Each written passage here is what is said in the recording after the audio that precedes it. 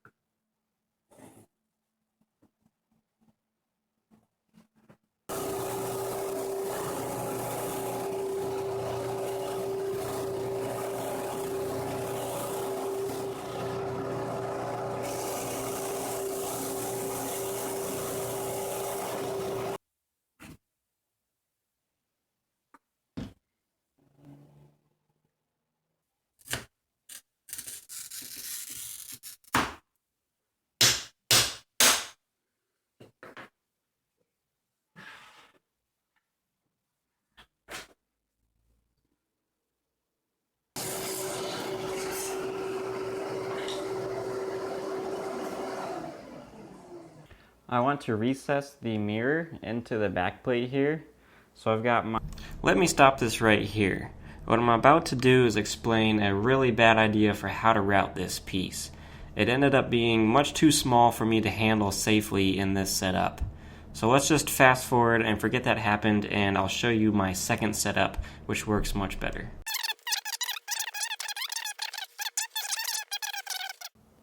I've got a new approach I think is going to work a lot better. I took my router out of the router table and I put the workpiece with double-sided sticky tape to the workbench, and then I also moved the 4 fences and screwed them right to the workbench, and those will guide the router around.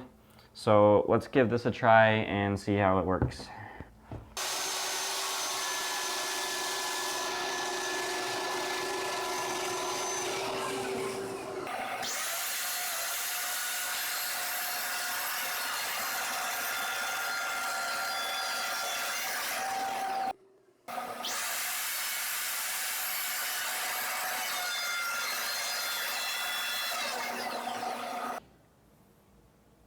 Well, that was a pretty big fail on the dust collection, but the part sure did come out nice.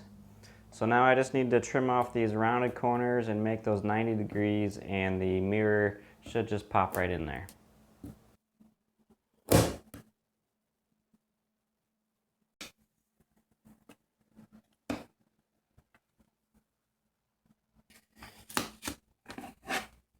I'm going to try something a little different to hold the mirror onto the frame. I'm going to try experimenting with this iron-on edge banding. This is edge banding for melamine, and I'll try putting that around the perimeter here so it'll be adhering to the wood frame and maybe the glass. I don't know if it's going to stick, but we'll see if that holds on the mirror.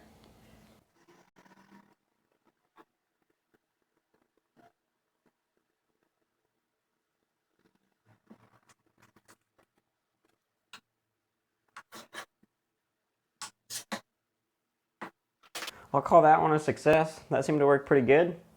The adhesive did not stick to the glass. It stuck to the wood just fine, and it's held in there nice and secure, and it doesn't rattle or anything. Pretty good.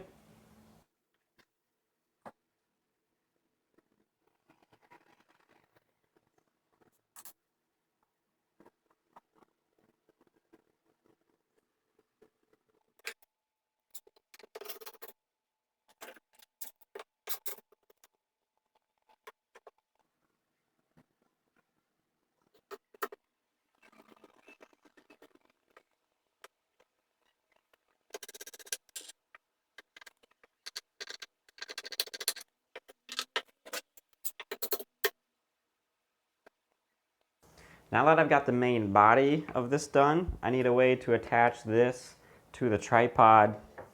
And I could just use the shoe that I use normally for my cell phone, but I'd like to keep this separate so I don't have to be switching between mounts. So to make it more convenient, I'm going to copy this shoe, and I'm going to make a new one of these out of a piece of hardwood. So let's go cut this next.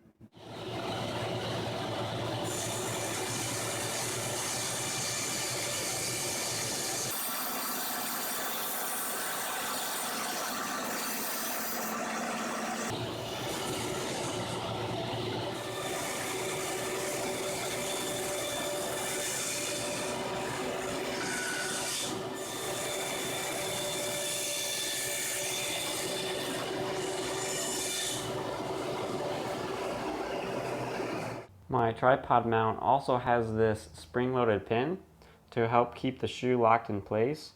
So I also need to cut another groove in the bottom here to accept that pin.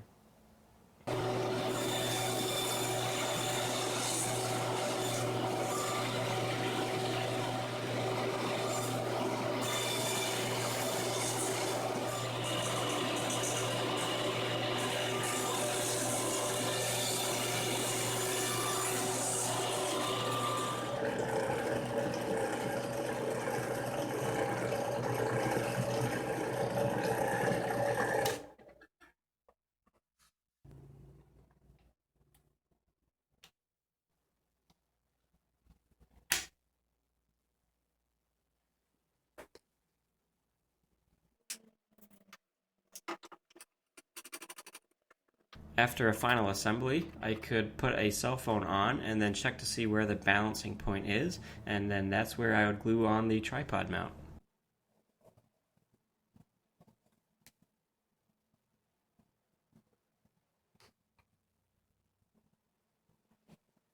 With a couple coats of black paint, it actually looks pretty professional.